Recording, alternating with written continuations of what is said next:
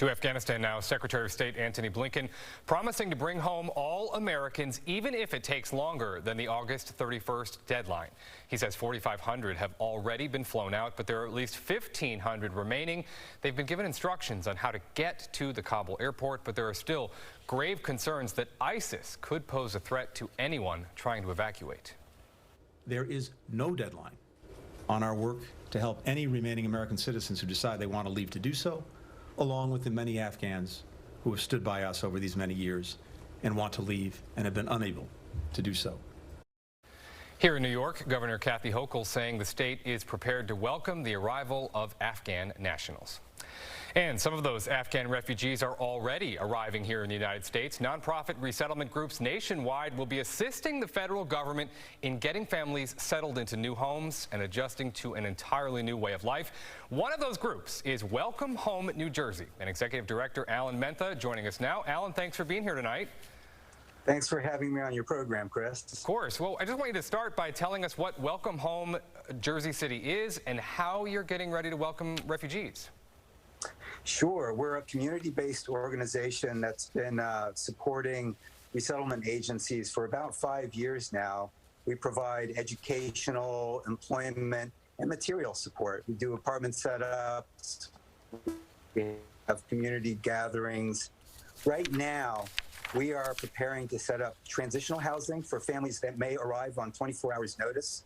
And we're scouting out whatever apartments we can where we can set up families that, are going to arrive almost without an identity. They're not going to have all of the usual things like a credit rating and pay stubs and the sorts of things that landlords look for. So we're prepared to make our case to anyone who will listen. And we're looking at video, I think, of one of these apartments that you've just finished. It's ready. When do you expect the first refugees to arrive? How many is this going to house? What's the situation going to be like there? Sure. Well, this is the transitional housing we've set up, which could fit a family as large as 8 or 9 people. And we're ready to move them in as early as tomorrow. We don't know when the first family is going to show up, but we're prepared now. We know that families are arriving. They are being sent from the processing centers to different parts of the country, and we're one of those parts of the country. But they could come as early as tonight or tomorrow? That's right. We could. Wow. I mean, International Rescue Committee could get the call tonight that a family's arriving, and could they move into this space? And we'll say yes. Wow. It's got to be a huge challenge coming from, talk about the culture shock, coming to an entirely new country, new language, new culture. What are some of the biggest challenges that they face?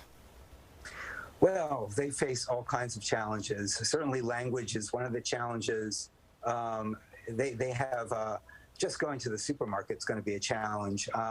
They're going to have to enroll their kids in school, which is going to be a whole new experience. They're going to have to get prepared to work in a completely different setting than they're used to, very likely.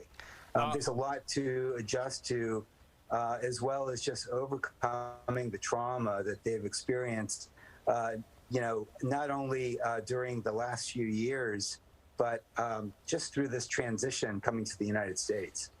Real quick, in the few seconds we have left, how can people help you? Where can they go? Where can they log on to? Sure. Well, they can come to our website, welcomehomerefugees.org, and we have a link there where they can donate, where they can volunteer to help. Right now, we're really looking for monetary donations so we can secure apartments, and we're looking for leads for apartments. We've received many, many requests from folks who are willing to translate in Dari and Farsi, the languages that are spoken in Afghanistan, as well as offers of, furniture and baby clothing and all the stuff that folks need. But really, it's money and housing that we're focused on. Amazing. Well, you're doing good work. We appreciate you taking your time to be with us tonight. Alain Mentha, thank you very much. All right. Thanks very much. Stay with us.